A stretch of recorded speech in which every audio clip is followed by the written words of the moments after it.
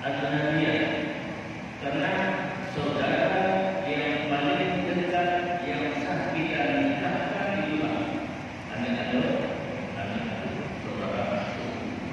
Berarti musafir itu adalah tidak ada orang yang tidak boleh. Kenapa?